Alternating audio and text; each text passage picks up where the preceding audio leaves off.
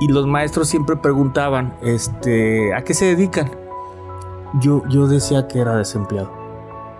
O sea, yo no decía que tenía un negocio. Todos los sectores de desarrollo económico del Estado, en particular obviamente el tema del emprendimiento, nos enfocamos al tema de asesorar en la capacitación de personas, brindar opciones de capacitación en áreas de negocios, desarrollo humano, pero también cuestiones técnicas. En México, por cada 10 emprendimientos que nacen, van a sobrevivir menos del 90% los 2 primeros años. O sea, de cada 10 a lo mejor 2 sobreviven los 3 primeros años de vida. Pero eso se repite mucho en otros lados. En Estados Unidos también. Emprendemos por necesidad y el enfrentar el miedo es una de las principales características. No te esperes a que llegue todo esté listo para hacerlo. Nunca vas a estar, nunca se van a dar las cosas a ese nivel. La planeación estratégica no existe, existe la adecuación estratégica. O sea, esa capacidad rápida de tener que adecuar a las cosas, al entorno, a las cosas que van cambiando. Y una de esas mujeres le dan la categoría de socias porque es una sociedad legalmente constituida y nosotros apoyamos en el proceso de constituirla como cooperativa.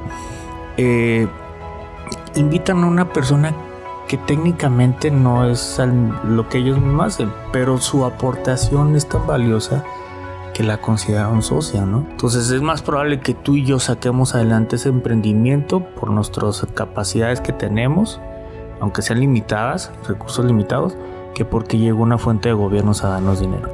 Hola, bienvenidos a Expoliderazgo, el podcast. Soy Israel García y hoy, como cada semana a través de la radio Alternativa FM 100.3, tengo una entrevista de alto valor y por supuesto a través de todas nuestras redes sociales y YouTube.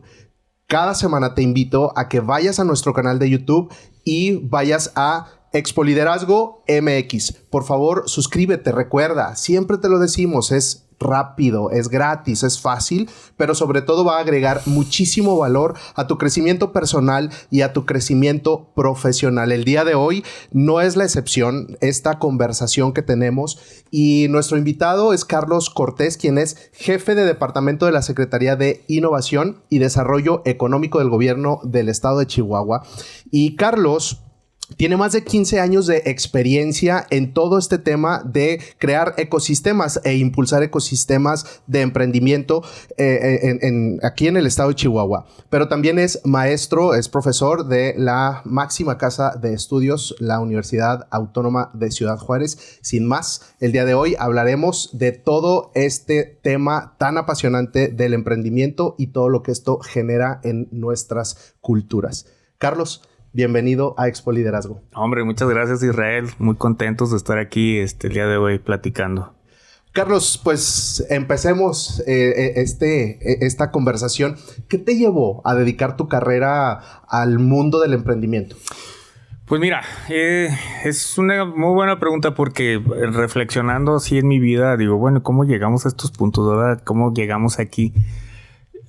Me gustaría compartirte que haya, bueno, seguramente a las personas que nos escuchan les ha pasado alguna vez que hay un huequito dentro de sí, dentro de una necesidad de decir algo por aquí no me está gustando, pero todavía no identifico qué es lo que quiero, qué es lo que ando buscando.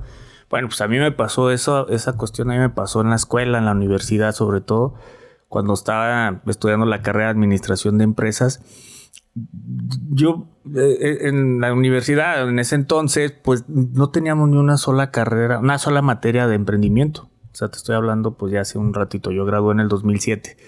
Entonces en esos entonces yo decía, bueno, ok, todo está muy centrado, las clases estaban muy centradas a una cuestión de pues ser muy buenos líderes en nuestras empresas, por nuestra vocación económica, pues tú sabes que muy centrado el tema de la industria maquiladora, maestros que trabajan en la industria maquiladora, compañeros, etc. Entonces yo decía dentro de mí, bueno, pues está padre, pero como que no es lo que yo ando buscando. Pero ¿qué ando buscando? No lo sé. O sea, siempre queda esa duda, ¿no? Y luego, ¿qué es lo que andas buscando? Pues la vida me fue llevando por esa cuestión. En algún momento yo entro a trabajar en una de esas empresas llamadas Videoclub, se acordarán. Igual si voy a decir la marca, no me cobran. No. Bueno, ya ni existe para empezar. Ya no existe, entonces yo creo que ya no va a haber factura por ahí. Los blockbusters, ¿no? Ajá. Entonces yo entro a trabajar a uno, me gustaba el cine, siempre me ha traído el cine. Entonces entro a trabajar a uno y llego a un punto donde pues soy responsable de una sucursal, me nombran gerente y empiezo a entender el funcionamiento del cine, del videoclub. Se da la oportunidad... Fíjate, por un tema de un accidente de vehículo que nos hicimos de un capital y ese capital, o sea, la persona cuando nos paga la responsabilidad que tuvo, decimos, bueno, ¿y qué vamos a hacer con ese dinero? Y ahí en ese momento se nos ocurrió, pues vamos a abrir un video. ¿Por qué? Porque pues yo trabajo en un videoclub, pues ya más o menos le voy entendiendo. Entonces vivo esa experiencia de vivir abrir un negocio, contratar la renta de un local, estar pagando, contratar empleados, pagar impuestos, y es donde yo empiezo a sentir como que estoy descubriendo algo que a mí me apasiona, ¿no? Entonces vivimos esa experiencia pero bien chistoso, cuando me tocaba ir a la escuela, eso lo hacía mientras estaba estudiando en la universidad, iba a la escuela y los maestros siempre preguntaban, ¿a qué se dedican? Yo decía que era desempleado. O sea, yo no decía que tenía un negocio. ¿Y por qué no decías que tenías un negocio? De cierta manera me da pena. O sea, como que yo decía, no, pues es que mi compañero trabaja en una maquila y es gerente, hace esto, viaja acá y se reúne con los taiwaneses, con los chinos, con los americanos. Y pues yo luego despacho películas en mi negocio. Como que me daba penita, ¿no? Pero realmente en ese momento tal vez estaba en ese proceso de descubrir esta parte del emprendimiento. Y después dije, no, pues es que qué padre, es decir, soy dueño de mi propio negocio, tomo mis propias decisiones, planeo, organizo, ejecuto planes con el riesgo que conlleva, apoyo la economía, desarrollamos empleo, pagamos impuestos, le pago a un proveedor la renta, el agua, el servicio, etc. Pero en ese momento yo no lo veía así. Entonces debo reconocer que el camino se fue dando por descubrimiento, porque lo fui viendo paso a paso. No había un plan, no te puedo decir, yo lo tenía planeado hacerlo así. No vengo de una familia de empresarios, no vengo de una familia donde el tema de empresas es habitual en nosotros. Entonces yo lo fui descubriendo poco a poco, algo que dentro de ti tienes, ¿no? Y dices, bueno, por aquí es donde a mí me gusta, me apasiona. En el tiempo creo que eso le llamas propósito. O sea, después de cuando ya lo entiendes y lo asimilas, dices, es que yo tengo este propósito y ese es el que yo quiero. Y así fue un proceso de estarlo descubriendo accidentalmente.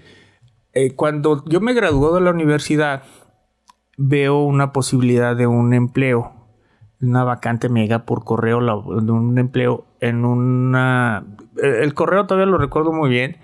Decía, institución de educación superior requiere personal para apoyar áreas de capacitación empresarial.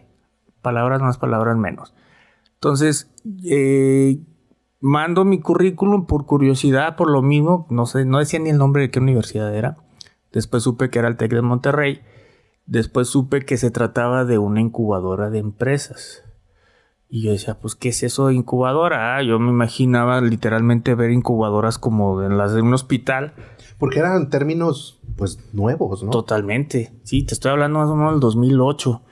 Entonces, para mí era algo muy... No lo ubicaba, no sabía qué era. Entonces voy, me entrevisto. Casualmente una de las personas la persona que me contrató fue un maestro que tuve en la universidad, el doctor Edgar Lara. Y él me contrata y me explica qué es lo que hace una incubadora. Y siéndote honesto, fue cuando dije, wow, esto es lo que andaba buscando y no sabía que existía. Sí, o sea, yo no le podía poner un nombre porque no sabía cómo se llamaba, no sabía cómo palparlo. Pero ya cuando me dijo, una incubadora de empresas hacemos esto, capacitamos, asesoramos, orientamos a la gente que quiere abrir su negocio por primera vez o que necesita apoyo en ese sentido, brindamos todo ese acompañamiento. Y se llama incubadora de empresas. Entonces ahí dije, eso es lo que yo andaba buscando durante todo este proceso, ¿no? Fíjate que hoy en la mañana, en mi tiempo de meditación matutina, estaba leyendo esta frase. Los 2 días más importantes de tu vida son el día en que naces y el día en que descubres por ¿Para qué. qué? Pero es para qué naces. Las referencias se las dejo en los comentarios. Pero es verdad, o sea, Sí. ya estamos aquí en la Tierra, pero ¿y ahora cómo para qué, verdad? Exacto. Sí, y mira, siéndote honesto, y es una frase muy poderosa esa que compartes, yo pienso a veces que yo me tardé tal vez 20 años de mi vida en encontrar ese propósito, pero a veces pienso que hasta me tardé. O sea, digo, llegó muy tarde, ¿no? O sea, como que ay, lo hubiera descubierto una edad más temprana. Pero también he entendido que muchas personas pueden llegar a los 40, 50, 60, 70 años y nunca la descubren. Entonces no me siento tan mal en ese sentido. La descubrí, me encantó y el tema, como tú lo mencionas muy bien, el ecosistema de emprendimiento es algo en el cual yo creo hemos tratado de hacer una aportación aquí en nuestra región. En todo el estado, hemos tenido participaciones en todo el estado. Ahora la oportunidad que tengo de hacerlo desde la administración pública es un contexto también muy interesante, pero lo he vivido como consultor, como empresario, como promotor del emprendimiento en universidades, en organismos, asociaciones civiles y creo que debo reconocer, o sea, es algo en lo cual me apasiona muchísimo. Es que cuando descubrimos esa pasión y eso por qué vivimos aquí, ya lo hemos dicho muchas veces y hasta suena como cliché, ya no es un tema de trabajo, ¿no? Ya es un tema de propósito. Es correcto. Y cómo impacta o sea, cómo es este proceso que se desarrolla para crear ecosistemas, porque esa es otra palabra que hay que darle doble clic para ir desmenuzando. O sea, sí es un emprendimiento, pero es un emprendimiento que impacta un ecosistema. O sea, hay un proceso sistémico en el cual tenemos que ir poniendo más atención, Sí. porque no es nomás como que pon un negocio, gana dinero y sigue tu vida. No es... es más complejo que... Sí. A los dos son complejos, pero es más complejo que eso. Sí, definitivamente. Mira, es que el entender el concepto de ecosistema, hay que entender que hay muchísimos agentes que forman parte de él. Está obviamente la parte del gobierno, están las universidades, están asociaciones civiles, están las empresas, pero obviamente están las personas común y corriente, ¿no? Nosotros mismos, cualquier persona. Como tú dices, o sea, si yo quiero emprender, debo de entender que me voy a adentrar a un ecosistema, a una parte no física, pero que sí está regido o está influenciado por muchos factores y en el cual participan muchas personas, muchas instituciones. Aunque vaya a poner un puestecito de burritos, formo parte de un ecosistema de emprendimiento. Sí, o sea, no ningún emprendimiento se demerita en ningún momento. Siempre cualquier emprendimiento forma parte de él y aporta a tal grado. O sea, un ecosistema sólido, sano, va en función obviamente también a una cultura, a una ideología, a una mentalidad de las personas de querer salir adelante, de cambiar su entorno, cambiar su vida y cambiar su entorno. Entonces sí, o sea, yo comprendí eso de que el emprendimiento requiere un ecosistema sano aquí en nuestra ciudad, en nuestro estado, en la región. Tenemos mucha vinculación también con los vecinos aquí de Estados Unidos. Entonces esta parte lleva a un ecosistema en el cual todos formamos parte y aportamos, ¿no? Obviamente todos los que queremos emprender en este sentido. Y ahí lleva el reto de que contribuyamos positivamente a que se haga y el que tú te sigas capacitando, desarrollándote como persona, entendiendo la parte humana de todo esto, pues siempre va a aportar en el ecosistema. Carlos, ¿qué necesita una persona? O sea, ¿cuáles son esas cosas que necesita una persona? ¿Qué habilidades? Dice que, o sea, el emprendimiento no es para todos. Creo que no es algo que para todos. Pero ¿qué necesitaría tener una persona? ¿Qué características necesita una persona para entrar a emprender? Sí es una necesidad, pero hay otras cosas que están alrededor. Híjole, sí, y es un tema también bien interesante porque no podemos hablar de que necesitamos forzosamente tener un nivel académico, que siempre es bueno seguirse capacitando y desarrollándose, pero hemos visto emprendedores que teniendo tal vez la educación básica son exitosos. Tampoco es un tema de que tengamos un respaldo económico familiar, que vengamos de generaciones de empresarios. Hay personas que han emprendido por primera vez en su vida y les va bien. Yo creo que de entrada, una de las principales características o las cuestiones que debe tener esta persona es ese valor a enfrentar el caos y sobrepasarse a él. O sea, cuando entramos en temas de emprendimiento, sabemos que vamos a nada seguro. ¿Por qué? Porque no existe en qué te estás apoyando. Hago un comparativo. Tal vez puedo yo ser el director de una empresa y coordino un equipo, un recurso, un capital, un presupuesto y tengo de respaldo una marca ya posicionada. Y puedo empezar a hacer una planeación estratégica y pensar qué voy a hacer, cuánto vamos a vender en el 2026, cuánto vamos a producir, cuántos nuevos clientes vamos a lograr. Pero el emprendedor no tiene eso. Si me explico, no tiene una marca posicionada, no tiene un presupuesto. Normalmente solo o sola, el factor del hombre orquesta, ¿no? Que lo hemos visto muchas veces. Entonces, es saber que puede dejar un status quo, un status de confort, por entrarle a la crisis, a la incertidumbre, a lo desconocido. Hay que tomar aquí en cuenta mucho, Israel, es de que muchas veces entramos forzosamente a esa parte. O sea, dejamos de estar en el estatus de confort por un factor externo que viene, nos mueve y nos sacude, ¿sí? Entonces, emprendemos por necesidad. Yo le digo a mis estudiantes, emprendemos por sobrevivencia. O sea, porque realmente no quería o no sabía, no estaban mis planes, pero tuve que hacerlo por un factor. Me cerraron el trabajo donde estaba, me despidieron, ya me jubilaron. ¿Qué más? Hay una crisis económica, un tema de salud, me enfermé yo mismo, cosas por el estilo. Esos factores están muy latentes. Entonces, en cualquier momento una persona puede ser obligada a emprender.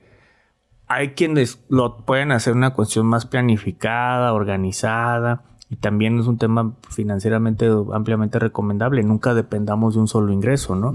Puedes decir, tengo un trabajo, estoy bien, estoy cómodo, me pagan quincenalmente, semanalmente, etc. Pero eso también se puede acabar tarde o temprano. Entonces, si estás en esa situación y quieres no depender de un solo ingreso, está bien, emprende en una situación más estable, si lo quieres ver. Pero muchas personas, pues tal vez en el sentido de decir, oye, pero ya tengo una rutina, ya tengo mi sistema de trabajo, mi vida armada, ¿por qué tengo que cambiarlo si voy bien? Bien, no es cierto, o sea, es muy lógico esa parte, pero todo puede cambiar en cualquier momento. Entonces, el tema aquí es tener tal vez ese valor de enfrentarte al caos. La primera característica que yo mencionaría. Por voluntad o porque te obligaron a hacerlo. Y hay que enfrentarle. En enero del 2020 o diciembre del 2019 nosotros nos fuimos, las empresas cerraron sin saber que íbamos a entrar en todo este proceso de pandemia, ¿no? O muchas ya se rumoraban, muchas cosas ya se rumoraban, pero no visualizamos hasta qué alcance. Entonces, que alguien me diga, no, yo tenía perfectamente planeada mi vida, las operaciones de la empresa estaban fríamente calculadas, ya estableciendo todos los factores de la pandemia. No es cierto. Yo no conozco a nadie que lo haya hecho así. Entonces, emprendemos por necesidad y el enfrentar el miedo es una de las principales características. ¿Tú tienes alguna, no sé, algún ritual, algún razonamiento de cómo enfrentar el miedo? Es que esa es una gran pregunta, no porque la haga yo, sino porque me gusta hacerla, porque cada quien enfrenta sus temores o sus miedos de manera diferente. Sí. Y cuando ya hay una trayectoria recorrida, entonces como que sí está un poco más racionalizado. No que no tengas miedo, pero sí se racionaliza un poco más. ¿Tú cómo manejas tus miedos? Híjole, es bien, ¿cómo te diré? Hasta complicado a la vez, porque no, como tú dices, no hay un manualito, no hay algo en el cual te guíes a enfrentarlo, ¿no? El desconocido, el miedo a lo desconocido siempre nos va a enfrentar. Obviamente soy una persona de fe. En una gran parte de eso, de mis miedos, lo manejo a través de mi fe. O sea, de decir, ok, no puedo con todo, necesito ayuda. Y sí acudo a la ayuda divina, ¿eh? Pero también, en ese sentido, aprender limitaciones y hasta dónde puedo y hasta dónde no puedo. Y pedir ayuda, pero también a las personas que están aquí conmigo. O sea, no podemos enfrentar una crisis solos. Lo veo siempre muy complicado. O sea, cualquier persona que hayamos ido alguna vez a un tema de terapia, sabemos que necesitamos la ayuda de alguien, ¿no? Que nos acompañe, nos asesore, nos escuche. Entonces, el reconocer que nunca vas a poder enfrentar una crisis solo es básico. Entonces, un líder tiene que pasar por un camino de caos para entender y forzarse y crecer. Pero en ese proceso reconocer que no tiene, cuáles son sus limitantes, sus limitaciones y pedir ayuda. Entonces yo creo que la crisis la superamos pidiendo ayuda. Sí, lo hemos dicho varias veces aquí. Si quieres llegar rápido, ve solo. Pero si quieres llegar lejos, ve acompañado. Un proverbio africano. Sí. Pero es muy real al final de cuentas. Entonces, porque dices, se necesita mucha valentía para emprender, se necesita, y vamos a enfrentar muchos miedos en el proceso de emprendimiento, porque no sabes. Decíamos fuera del aire, la escuela, y somos pro educación y queremos implementar, y para eso, más que implementar, impulsar la educación. Pero el aula nos da una parte. Sí.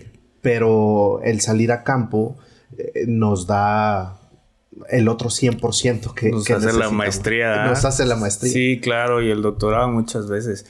Sí. Y mira, ahorita que lo mencionas, o sea, la valentía de enfrentar el miedo a lo desconocido, al caos, y la valentía de pedir ayuda, ¿no? Estar ahí afuera también requerimos reconocer que no se puede solo. Emprendedor,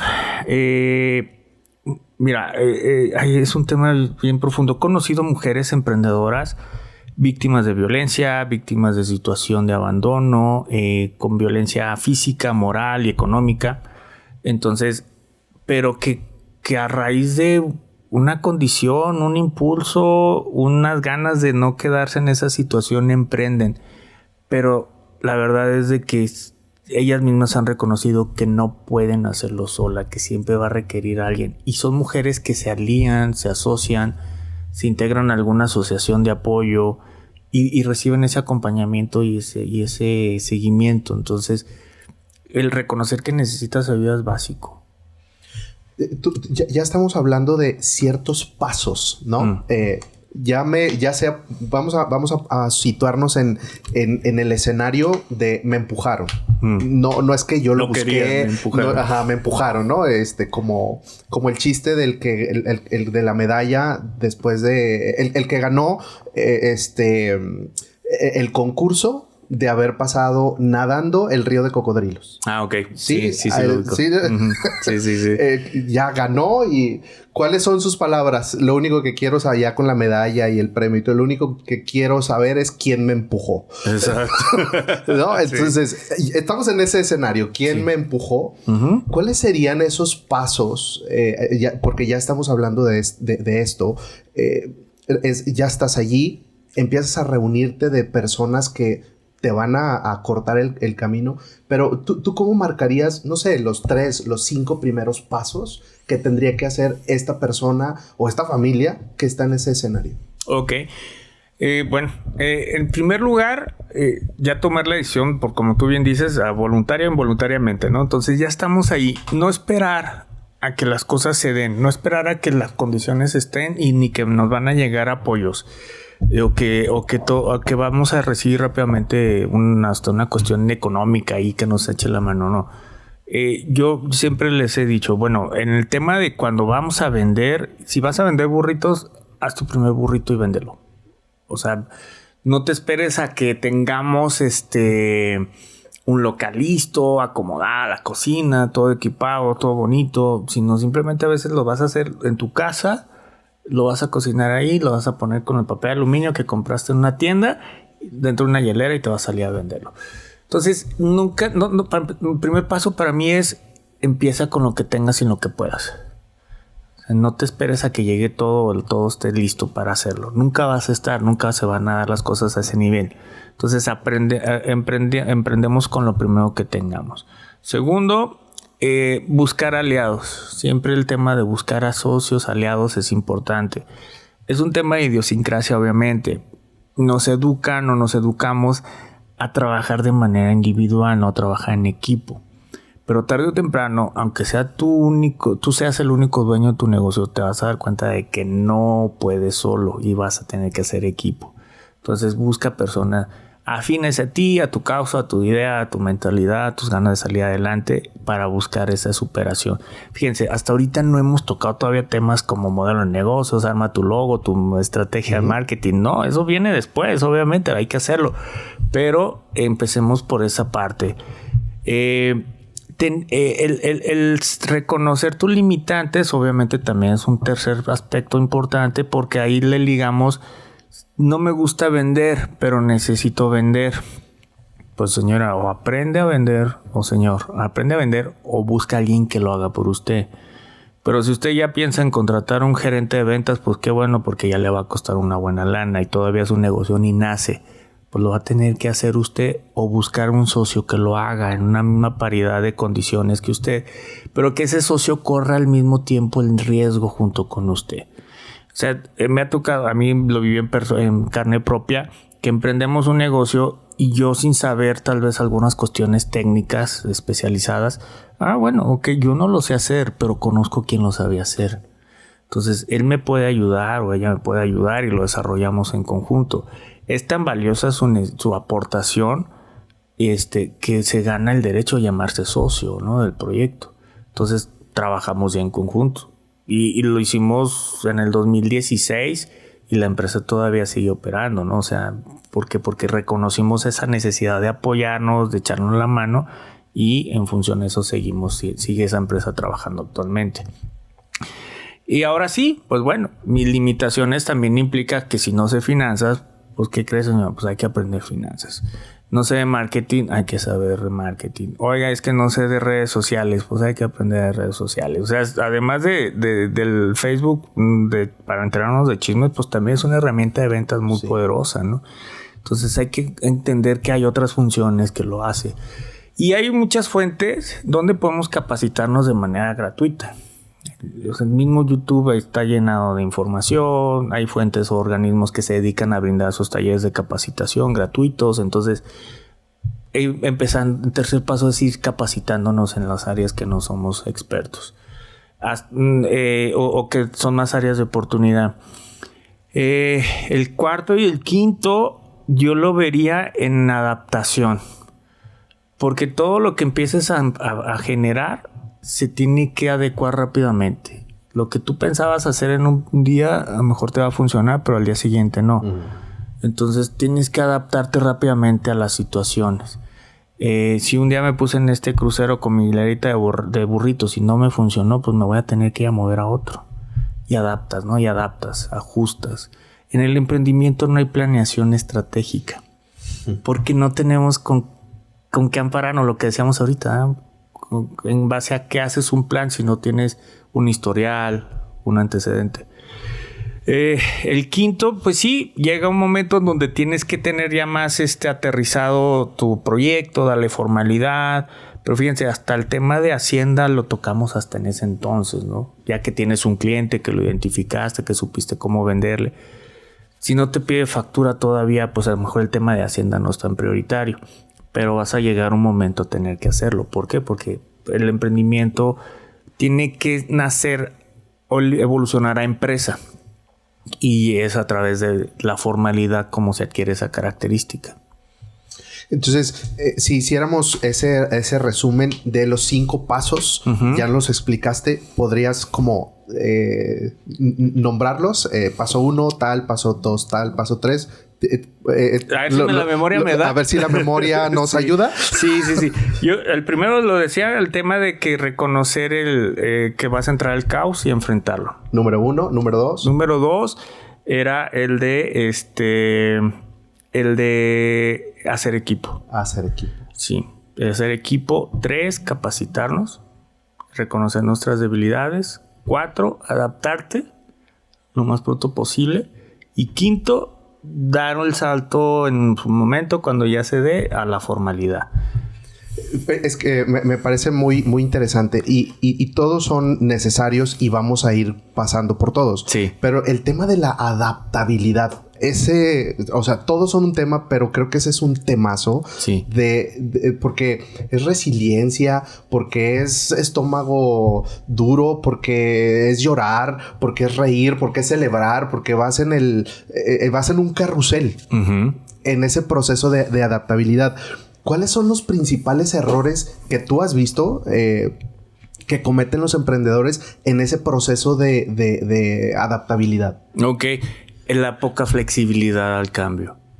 O sea, el hecho de decir, es que así es mi idea, así se me ocurrió, es mi super invento. Los perfiles que son muy orientados a la parte técnica, ingenieros, cosas así, médicos, abogados, son muy cerrados en esa cuestión. O sea, dicen, no, es que así es. O sea, ese es mi invento. Yo lo diseñé así tiene que ser. Así le tiene que gustar al cliente. Y no, o sea, no es así. El cliente es el que decide, no tú. El cliente es el que va a pagarlo. Entonces, un freno muy importante hacia la adaptabilidad es la resistencia a cambiar las cosas, ¿no? En las metodologías actuales de emprendimiento, ninguna metodología dice que el producto va a ser perfecto a la primera, que no va a sufrir ningún cambio. O sea, al contrario, ¿no? Todos los productos se ha documentado, todos los servicios se ha documentado que en el primer contacto con un cliente se modifica. Es necesario modificarlos, es necesario adaptarlos, adecuarlos. Tuve un mentor muy bueno en uno de los trabajos también, el doctor Enrique Portillo, que él decía que la planeación estratégica no existe, sobre todo en los emprendimientos. Dice que la adecuación la planeación estratégica no existe, existe la adecuación estratégica.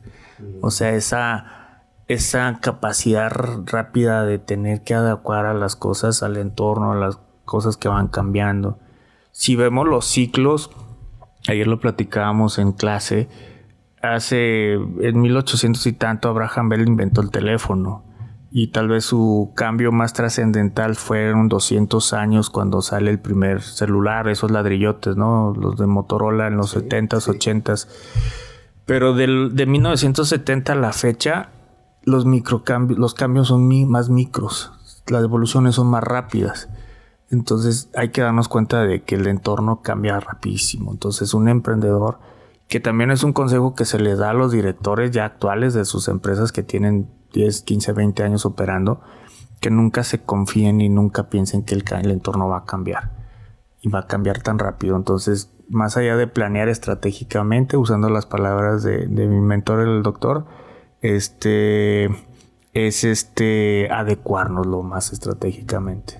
Es que creo que esa es una de las estrategias más grandes para el crecimiento, ¿no? Uh-huh. La adaptabilidad. De muchas mentorías que he estado y conferencias y demás, es una frase recurrente. Enamórate del cliente, no de tu producto. Exacto. Porque al final de cuentas, el producto o el servicio que nosotros estemos desarrollando no es para satisfacer mi necesidad. Yo voy a satisfacer necesidades de mi propio negocio, de mi propia empresa, de mi propio entorno, cuando me retribuya económicamente y ahí satisfago. Pero mi producto o mi servicio tiene que satisfacer al cliente. Exacto. Y necesito ser adaptable, necesito innovar. Bueno, tú estás en innovación y desarrollo económico. ¿Cómo alguien aquí en nuestra región puede acceder a ciertos programas o qué programas ofrece el día de hoy esta dependencia y que realmente son y están al alcance de emprendedores? Sí. que lo necesitan? Sí. Bien, pues bien, como Secretaría de Innovación y Desarrollo Económico, abreviando la CIDE, estamos prácticamente cubriendo todos los sectores de desarrollo económico del Estado, en particular obviamente el tema del emprendimiento. Nos enfocamos al tema de asesorar en la capacitación de personas, brindar opciones de capacitación en áreas de negocios, desarrollo humano, pero también cuestiones técnicas. Por ejemplo, podemos ofrecerles a personas que quieran aprender hasta un oficio, un arte o oficio, podemos ofrecerles esas opciones. También apoyamos en el tema de constitución legal. Hay procesos de constituir legalmente a empresas, hablando en temas de sociedades, personas morales. Trámites que a lo mejor por fuera, a través de un notario, pues nos llegan a costar más de 40,000, 50,000 pesos. A través de la Secretaría podemos hacerlos gratuitamente. Y también el hecho de acceder a programas de apoyo económico en temas de equipamiento, capital de trabajo y cosas por el estilo. Hay programas donde se subsidia, es decir, donde las empresas nos dicen, oye, yo necesito este producto, este artículo, este equipamiento, presentan el proyecto, son aprobados, reciben a manera como de subsidio el recurso. Su único compromiso es gastarlo en lo que pidieron. Y luego, pero también existe la opción del financiamiento, que ahí sí es, oye, requiero este proyecto, tengo este proyecto, quiero este equipamiento, requiero el equipo, el capital de inversión, el financiamiento. El gobierno del Estado le ofrece el recurso con una tasa de interés mucho más económica. Y eso sí, bueno, ya en generar el proyecto y a generar pagos y a generarlo. Entonces es a cubrir el interés y todo, ¿no? Pero entonces es un financiamiento, pero una opción mucho más económica en otro lado. Nuestro objetivo es que cada vez haya más y mejores empresas. Entonces vamos viendo también, como dices, qué otras necesidades se tienen, pues para poder ajustar, porque si no lo hacemos nosotros, pues seguramente algún aliado lo puede hacer. Hay otra dependencia, alguna institución de educación superior. Hay otros esquemas, por ejemplo, que lo hacemos a través de la Universidad Autónoma de Ciudad Juárez, la tabla nutricional o el código de barras para perfeccionar o profesionar empaques, ferias en el extranjero para que productores chihuahuenses vayan a otras partes del país o del mundo a exhibir sus productos. Y en general, o sea, varios esquemas, ¿no?, de apoyo. Ya sea un proyecto tradicional, un emprendimiento tradicional, me refiero pues a alguien que no requiera tal vez mucha tecnología o innovación, o hasta el que sí tiene esos esquemas de apoyo en cuestiones de innovación y un alto valor tecnológico. O sea, hay para distintos sectores y distintos presupuestos. Exactamente. Okay. Sí, pues esa es una gran oportunidad que quien nos ve y nos escucha a través de la radio y de Expo Liderazgo en redes sociales y están en este sector y pues acá en el estado podemos acceder. Hay similitudes, bueno, y al final nos das el contacto, al final del episodio nos das el contacto, cómo podemos y cómo la gente puede acceder a la secretaría y bueno, que de eso se trata, ¿no? De poder hacer accesible la información a quien hoy también la necesita. Es correcto. Y creo que nosotros estamos en una región privilegiada por todo el tema de industria, por todo el tema, nuestros vecinos y todo lo que está sucediendo en temas también, por supuesto, económicos y eso impulsa el crecimiento y debiera impulsar el crecimiento en todos los sentidos. Pero ¿qué otras similitudes encontramos en algunas otras regiones? En América Latina, probablemente en Colombia, en España. O sea, ¿cómo lo que está sucediendo aquí pueden suceder también en otras regiones y eso nos puede ayudar a analizar también el mercado global, porque eso necesitamos tenerlo muy en cuenta, porque son tendencias que al final del día o estamos viviendo o van a llegar a nuestro entorno. Sí, claro. ¿Qué nos dices de eso? Claro, hay muchísimas similitudes. Mira, el tema del emprendimiento, las características y condiciones en las que una persona puede llegar a emprender se puede dar en cualquier parte del mundo, ¿no? Una crisis económica, una situación personal, familiar que lo obligue. Hemos detectado, por ejemplo, que el tema de que el emprendedor nace solo es algo muy habitual. Entonces, ahí es donde hemos detectado la idea de identificar esa necesidad de poder brindar programas de apoyo, de acompañamiento, de asesoría. El desconocimiento sobre cuestiones técnicas es algo muy recurrente. Desconocimiento sobre factores de mercado, de opciones de financiamiento pasa en todos lados, ¿no? Más o menos nuestra estadística nacional dice que en México por cada 10 emprendimientos que nacen van a sobrevivir menos del 90% los 2 primeros años. O sea, de cada 10 a lo mejor 2 sobreviven los 3 primeros años de vida. Pero eso se repite mucho en otros lados. En Estados Unidos también. O sea, en América Latina también. Es una cuestión de que nacen sin una cuestión de un modelo de negocios, sin las condiciones claras o la flexibilidad en sus procesos, o pensé yo más en mi producto que en el cliente, lo que mencionabas ahorita. Entonces es algo muy similar. El tema aquí, bueno, sería entonces ver por qué existen tanta tasa de mortalidad de empresas en el mundo, ¿no? Es muy alta, es muy alta. Y al final de cuentas, creo que la principal razón es porque el mercado no las necesita. O sea, el empresario en Chile pudo haber pensado que su idea iba a ser un éxito, pero ya estando allá afuera vio que el mercado simplemente no la necesitaba.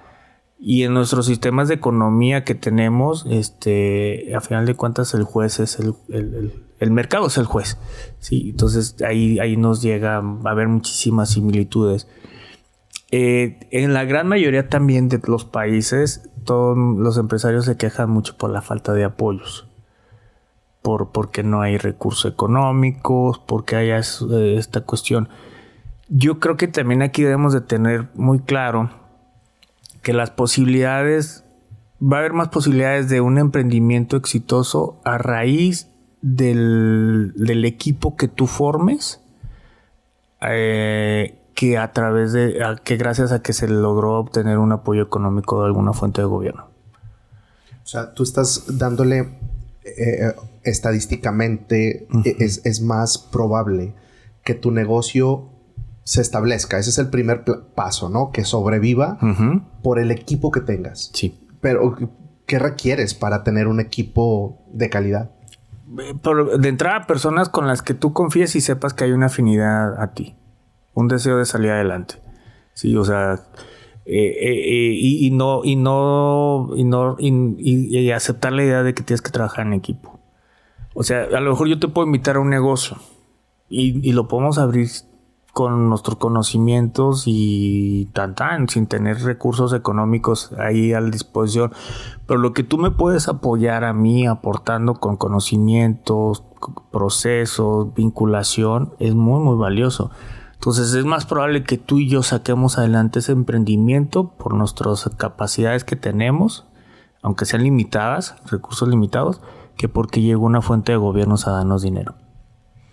Sí. Sí, o sea, es más probable, hay más posibilidades de sobrevivencia para este emprendimiento. En algún momento podemos pedir un financiamiento para escalar y crecer, sí podemos hacerlo. Y si la fuente es gobierno o una instancia pública, qué bien. Pero eso viene después. La sobrevivencia es más probable que tú y yo hagamos que el negocio sobreviva que porque recibimos un recurso de algún lado. Y ese es un tema completamente de capacidad, es un tema de habilidades, es un tema de conocimiento. Y eso es lo que hace el trabajo en equipo. Y aquí viene, ya sobrevivió, el emprendimiento ya sobrevivió, ya está estable. Pero entonces, ¿qué se necesita para que ese negocio empiece a escalar? Porque una cosa es la sobrevivencia y la otra es empezar a escalar. Y no todos somos conscientes de que el negocio, pues ya nos está yendo súper bien. Sí, pero te podría ir mejor. Exacto. No, pero ¿cómo le hacemos para llevar al negocio a un escalamiento? Sí, eso es una parte también clave. Porque mira, ahí viene obviamente la necesidad de abrir tu negocio. Yo pude haber emprendido un negocio y como soy el único dueño, voy a estar hasta un punto donde hasta aquí puedo crecer, ¿sí? Contrato gente, cosas así, pero a lo mejor abrir una nueva sucursal o expandir una nueva línea de servicios o cosas así, se requiere tal vez el apoyo también ya de otra persona que llegue e inyecte recursos. Entonces, abrir el negocio a la inyección de capital privado es algo muy sano. O sea, ha habido grandes CEOs que han desarrollado proyectos sin tocar su dinero básicamente, ¿no? Sino porque hacen la gestión de inversionistas, operan el proyecto y bueno, la inversionista se le regresa su dinero, pero ya tiene una empresa más crecida, más robustecida. Entonces ahí es una estrategia de poder abrir el negocio y poder captar esos recursos para poder entrar con más capital a esto. Y vuelvo a usar el mismo ejemplo. Es más probable que tu negocio se escale por la inyección de capital de otras personas que quieren entrarle, aunque sea con 1,000 pesos, 10,000 pesos, 50,000 pesos, etc., a que llegue una opción de gobierno y te ayude a escalarlo. O sea, sí existen, pero también en el mundo real las estadísticas nos dicen que se escalan cada vez más empresas por esa estrategia, que porque llegó gobierno y nos dio dinero, ¿no? Entonces ese es un tema ahí también muy importante que hay que tomar en cuenta. El reto aquí va a ser obviamente abrir tu negocio. No quiero porque es mío, yo lo hice, yo aquí quedé, hasta aquí. Bueno, está bien, no escálalo hasta donde estén tus capacidades, pero también hay que ver si no hay quien dé un seguimiento, ¿cómo se dice? Suceda, se fue la palabra, que no le dé seguimiento a lo que tú estás haciendo, tarde o temprano el proyecto hasta ahí va a llegar y se va a estancar. Sí, totalmente. Y luego... Sucesión es la que andaba buscando, la palabra. Y luego ya tenemos el negocio, ya fue el emprendimiento, lo empujaron, emprendió, sobrevivió y empezó a escalar. Y viene el tema viene ya una retribución económica y ya el emprendedor se empezó a convertir en empresario. Y yo quiero hacerte esta pregunta. Realmente ya cuando es el empresario, ya el hombre, la mujer que tiene otro tipo de capacidades, sí, y de habilidades, pero también de capacidades materiales, a veces se ha criminalizado el que un hombre, una mujer tenga ciertas cantidades de dinero que otras personas no puedan tener. Aquí sí, ¿tú qué piensas de eso? Sí pasa, mira, y es que obviamente, híjole, también es un tema cultural muy fuerte. En México hemos como que conceptualizado que el empresario es aquel persona que hizo muchas cuestiones, perdón por decir la palabra, muchas tranzas para lograr donde esté. O sea, se tiene esa idea, se tiene esa cuestión. Y luego conceptualizamos el tema del empresario, obviamente, con cuestiones no muy lícitas, ¿no? Y no, o sea, realmente hay muchísimos empresarios que podemos mencionar en los cuales se han comprometido a hacer crecer su negocio, a echarlo a andar, pero cumpliendo obviamente con la parte normativa, las reglas, las leyes de protección laboral, derechos humanos, ecológicas, etc. Y pues ahí, o sea, sí se puede lograr ese crecimiento haciéndolo de esa manera. Pero bueno, en otros países hasta le pueden escribir o hacer series a empresarios por su historial.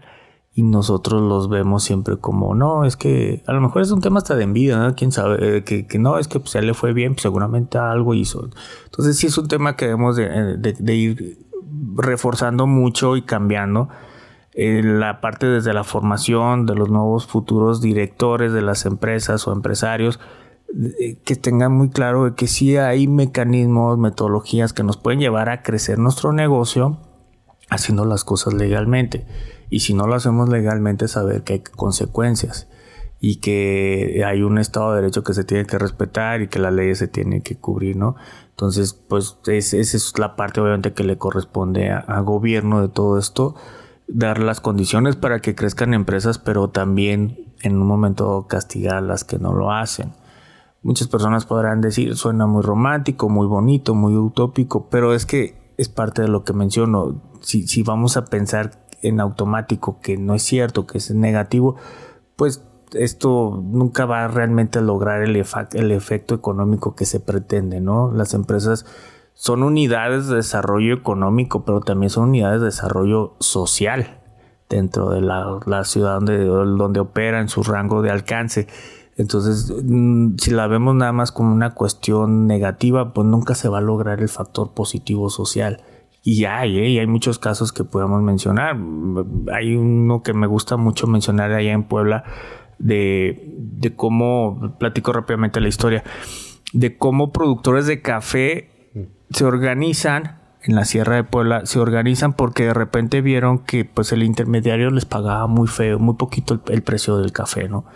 Entonces ellos dijeron, no, pues, miren, cuando la próxima vez que venga el intermediario nos quiera comprar el café, le vamos a decir que no.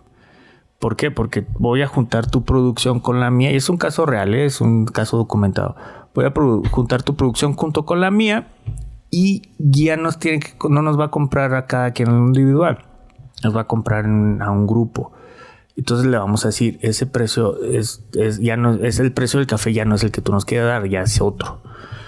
Entonces pasó esto, el empresario llega y quiere pagarles el precio habitual. Entonces los productores organizados dijeron, no, vale tanto y vale más. De repente voltearon y no le quedó de otra a esta persona que comprárselos a ese precio. Y entonces lo que antes era una pequeña margen de ganancia ya se incrementó. Ya hubo más margen de ganancia. Obviamente a lo mejor aquí la lógica es, qué padre, pues a gastarnos esa ganancia, ya tenemos una utilidad y órale, a comprarnos el carro del año que queríamos. No, la estrategia nos dice, esa ganancia reinviértela. Reinviértela ¿en qué? En algo que te ayude a agregarle valor al producto. Que esa parte también es importante en el tema de escalar un negocio, ¿no? Cómo seguirle agregando valor al producto. Entonces, vieron la manera de no nomás vender el café en grano bruto, así recién cortado, sino lo empezaron a procesar. Y su primera manera de procesarlo fue ya empaquetado, molido, para que tú lo compraras y en tu casa te elaboraras el café. Al vender 1 kilo de café procesado se obtiene más ganancia que con 1 tonelada de café en grano. Siguieron viendo más márgenes de ganancia. Que ya nos gastamos el margen de ganancia, ahora sí el viaje que queríamos a Europa, ¿no? Sigamos reinvirtiendo. Entonces fíjate lo clave que es la reinversión en la parte de escalar un negocio. Entonces dijeron, bueno, ahora en lugar de comprar el café, en vender el café en costalito, por kilos, vamos a venderlo en tacitas de café ya hechas. O sea, el negocio del café realmente es el café ya vendido. Como una taza de café, el líquido, exacto. ¿Cuánto nos cuesta un café en el negocio que tú quieras? Mínimo 60. Mínimo 60. Muy probablemente el costo de operación fueron 12 pesos probablemente. Sí, o sea, el margen de ganancia es muy grande. Entonces dijeron, el negocio ahora es vender el café en vaso ya servido. Y abrieron sus sucursales allá en Puebla. De hecho, tienen una sucursal en la Ibero Puebla y otra allá en el centro. Y le compiten a un Starbucks. O sea, enfrente de ellos están ya sus cafeteras, ¿no? Se llama Calpetic, sus cafeteras. Entonces, Calpetic vende un café muy rico, hecho por poblanos, por productores de Puebla. Pero que ellos vienen... La cadena productiva se da desde este proceso de venderlo en grano con un margen que les dé más ganancia, reinvertir su ganancia e irlo incrementando en la cadena productiva. Entonces, les ha ido tan bien que ya no nomás venden café en cafeteras, o no cafeterías, mejor dicho. Ya tienen negocios de hoteles, ya tienen negocios de servicio turismo ecológico, venden una especie de miel muy selecta, muy costosa. Un frasco te va a costar como 3,000 pesos. O sea, por el alto nivel de calidad que tiene. Ya se diversificaron en el mercado. Entonces ya es un grupo empresarial. Sí. Es un grupo empresarial. Entonces, ¿cómo se viene dando esa escalación? A través, uno, porque trabajaban en equipo y dijeron, en lugar de competir, vamos a unirnos. Y dos, porque se dio esos procesos de reinversión. La filosofía japonesa del emprendimiento dice que la utilidad no la tocas hasta el 5º año de que tu negocio vive. Y ya sobrevivió esa barrera de los 2 años, ¿no? Entonces, nosotros normalmente lo primero que nos queremos gastar, la utilidad. Pero no, espérate, o sea, la utilidad, cóbrate un sueldo que tú vivas bien, en el cual tú ganes, sostengas tu calidad de vida, pero las utilidades reinviértelas. Eso es un aspecto clave, hasta por estrategia fiscal es necesario. Y yo creo que esta historia no solo es una historia de inspiración, sino es un ejemplo replicable completamente en cualquier sector. Obviamente con sus variantes y contextualizado, pero esta es una historia que nos da una ruta clara de crecimiento. Sí. ¿No? Sí. Y eso es lo que estamos buscando y eso es lo que estamos tratando de difundir aquí en Expo Liderazgo, cómo seguimos creciendo. Siempre, o nuestro eslogan es: para crecer en tu liderazgo necesitas estrategia, y esa es una clara estrategia. Y como esas historias seguramente hay más, sí, pero queremos que haya muchísimas más. Sí, y que las tengamos aquí bien cerquitas. Bueno, o sea, que formen parte de nuestro ecosistema, claro, ¿verdad? Que sean las que queremos buscar. Y en ese sentido estamos trabajando pues para apoyar a gente que exporte. En particular llevamos procesos de exportación. Y miren, no hay historias chiquitas ni historias grandes. Aquí en Juárez tenemos un caso muy padre que me gusta mucho compartir también, de 5 mujeres costureras de una colonia no muy favorecida aquí en la localidad. Son de esas 5, 4 son costureras y la quinta no. Como las cinco mujeres vienen de procesos de separación y de divorcios. Un día, en temas de pandemia, por cierto, se dan cuenta de que pues tienen que hacer cosas para salir adelante, y se dice, bueno, tengo una máquina de coser en mi casa y ahí está. Entonces, cada quien se dio cuenta de lo que tenía, mucho o poco, lo integran y lo ponen a disposición de un solo proyecto. Que eso ya es un gran avance, ¿no? El hacer equipo que hemos mencionado. Y luego, pues empiezan a hacer chambitas de que le doblo la bastilla al pantalón o le hago remendaciones, cosas así. Y un día llega una persona y dice, oye, necesito el uniforme para la escuela, ya cuando empieza a haber como una cierta reactivación en las escuelas. Bien, empezaron con un uniforme, les gustó mucho, se empezó con otro uniforme, 3 uniformes, 4 uniformes. Llega un momento en que ya ellas tienen una producción más o menos anual como de 500 uniformes escolares actualmente. Y un día no me pude quedar con las ganas y les pregunté por qué hicieron socia a la señora que no cose, a la que no es costurera. Y me dijeron, es que ella nos ayuda a elaborar la comida. Y mientras nosotras estamos trabajando, también les ayuda a los niños con sus tareas. ¿Sí me explico? Entonces, ¿qué es lo que sucede aquí? Que son mujeres trabajadoras, madres solteras trabajadoras, que vieron la necesidad de organizarse en un tiempo de crisis con los pocos recursos que tenían. Y en función a eso viene un proceso donde trabajan, descubren una necesidad, empiezan a escalar su negocio, y una de esas mujeres le dan la categoría de socias porque es una sociedad legalmente constituida y nosotros apoyamos en el proceso de constituirla como cooperativa. Invitan a una persona que técnicamente no es lo que ellos mismos hacen, pero su aportación es tan valiosa que la consideraron socia, ¿no? Entonces dices, wow, o sea, para eso precisamente a lo que referimos. Debe de haber un impacto económico en que las empresas generan a través de la fabricación y comercialización de sus productos, pero debe haber un impacto social. Entonces son 5 mujeres que salen adelante y que sacan adelante a sus hijos y que no las dejan al abandono cuando se tienen que ir a trabajar o que se crían en la calle, como muchas veces hemos escuchado historias de esas. Entonces, eso es un efecto positivo que una empresa puede generar en la ciudad. Y aquí la tenemos, ¿no? Y hay más.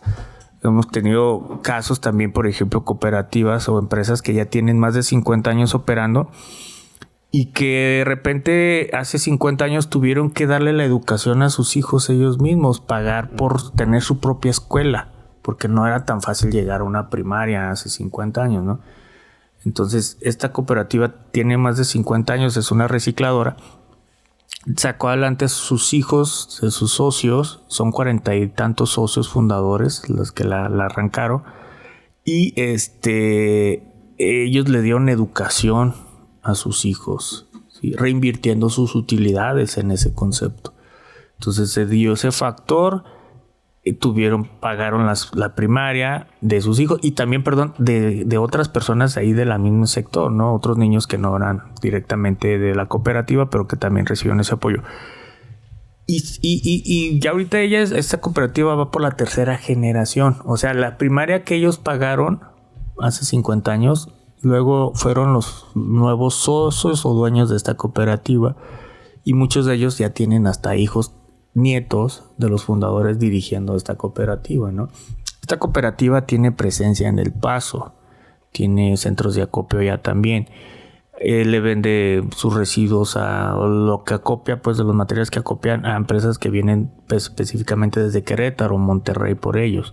Entonces tiene clientes a nivel nacional. Entonces es una cooperativa con un cierto nivel y peso. Entonces ahí vemos otra vez otro ejemplo de otra empresa que generó ese impacto. ¿Cómo le hemos apoyado con ellos? A través de programas de apoyo de financiamiento y cosas por el estilo. Pero entonces es ahí cuando vemos que es más fácil apoyar este tipo de proyectos cuando existe esa voluntad de las personas, ¿no? De querer trabajar. La verdad es que estas historias, como decimos, inspiran. Y estás hablando de dos historias. Una que están trabajando probablemente en la sala o iniciaron la sala de una casa. Y otra que pues era ya una empresa, vamos a decir, con un impacto en cuestión de personas mayor. Pero al final de cuentas todos tenemos la posibilidad de aspirar, de trabajar y de dirigir pues esto que estamos haciendo. Carlos, antes de que se nos termine el tiempo, tú eres, el tiempo del podcast, sí. Aclarando. Quiero preguntarte, tú eres papá. ¿Qué consejo le das a los papás para impulsar a sus hijos? O tú mismo, ¿cómo le ayudas a tus hijos a crecer, a impulsarse, a que no se queden estancados? ¿Qué consejo nos das hoy? Bien, pues bueno, espero en el entendido de, tenemos el reto de motivar a nuestros hijos a que se superen, a que salgan adelante con lo mucho o poco que podamos ofrecerles. Pero yo creo que aquí una parte clave es el tema de que vean que los problemas son oportunidades, que los problemas se pueden convertir en una oportunidad de algo, de crecimiento, de mejora, de evolución. Estamos para hacerle la vida, como papá reaccionamos obviamente en automático y no queremos que nuestros hijos estén sufriendo, estén batallando, pero también tenemos de tener claro que a veces ellos tienen que tener iniciativa propia y entender que ese problema lo tienen que enfrentar y resolverlo. Que a través tal vez de ese proceso van a crecer, van a evolucionar, van a cambiar sus mentalidades, y hay que hacerlo muy claramente, aunque se oya feo. No vamos a estar aquí siempre todos los papás toda la vida, ¿no? Para acompañar a nuestros hijos durante toda la vida, y pues ellos en algún momento van a tener que enfrentar sus problemas solos. Entonces, si lo quieres, si quieres quitarte como papá ese peso de encima y saber que en algún momento cuando ya no estés, cómo van a reaccionar tus hijos a los problemas, acompáñalos desde ahorita, ¿no? Un reto, un problema, que pregúntale, ¿y qué sugieres? ¿Cómo se puede resolver? ¿Qué día se te ocurre? ¿Qué hay que hacer? Para no darles exactamente la respuesta a la problemática, ¿no? La solución a ese problema, sino que ellos vivan ese proceso y digan, ok, motivarles. enseñarles que se van a equivocar, enseñarles que el fracaso forma parte del proceso, que hay que entenderlo, que en algún momento vamos a sentirnos derrotados, pero que pues forma parte de esto y en ayudarlos a entender que esas emociones son nuestras y que no está mal tenerlas. ¿Sí? Si un día nos sentimos fracasados o derrotados, pues está bien sentirlo, pero también cómo motivarnos a salir de ese momento, ¿no? De ese bache. Entonces yo creo que sería eso. Cada quien puede administrar los recursos que tenga. Si uno tiene más o menos, está bien. La vida a veces así es. Favorece más a otras personas, a otros, no importa. Pero el hecho de que a final de cuentas seas una persona con más recursos económicos que te favorecen, no está de más que esas personas, tus hijos o la descendencia que tienes, también encuentren el camino hacia cómo emprender, trabajando su mentalidad sobre cómo enfrentar los problemas. Sí, eso lo veo básico. Le he dicho muchas veces a mis hijos, yo creo que el mejor legado que yo les puedo dejar es la educación, el amor a la educación y el hecho de decir cómo vamos a enfrentar nuestros problemas. Definitivamente. O sea, si ellos esperan una casa en Dubái, pues creo que no se las voy a dar. No está dentro de mis metas tenerla. Pero sí el hecho de decir, sí me interesa mucho que aprendas esta parte de cómo reconocer tus habilidades, tus limitantes y la mentalidad que debes de tener ante los problemas. Y con eso tú te la compras. ¿Verdad? Sí. Pues Carlos, ¿no? Te agradezco mucho el que hayamos construido esta conversación. Carlos Cortés, ¿cómo te encontramos en redes sociales? ¿Cómo las personas pueden encontrarte? Y si alguien tiene esta idea, están emprendiendo o dentro de su negocio, su empresa, necesitan más información, ¿cómo te encontramos en redes sociales? Pues los invitaría a que nos buscaran a través de las redes de la Secretaría, si me permite, Secretaría de Innovación y Desarrollo Económico en Facebook, Instagram y también nuestro sitio web www.secretariaeconomia.com.mx y mis cuentas personales pues, aparezco como carlos.cortesfl en Instagram, ahí también me pueden encontrar. Con mucho gusto les asesoro, los canalizo con la dependencia si es dentro de nuestra propia dependencia o canalizamos con alguna otra área que les pueda apoyar, ¿no? Pues entonces, de esta manera llegamos a el cierre de esta entrevista. Gracias, Carlos, por estar aquí. No, gracias a ustedes por la oportunidad. Esperamos que este material aporte algo. Sin duda alguna.